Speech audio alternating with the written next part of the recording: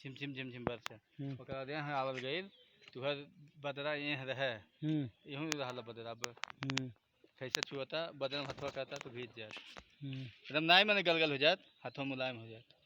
मैं का रटे देखल नहीं रहा के शाम के टाइम बदरा एकदम हो गई लाने हैं। बताओ यहाँ का जनजीवन कैसा है? यहाँ बीमारी नहीं बा निरोग बाटे नहीं के आदमी ले खाले खाइले बनौले के यहाँ को देखला हॉस्पिटल देखला हो है ठो हॉस्पिटल हो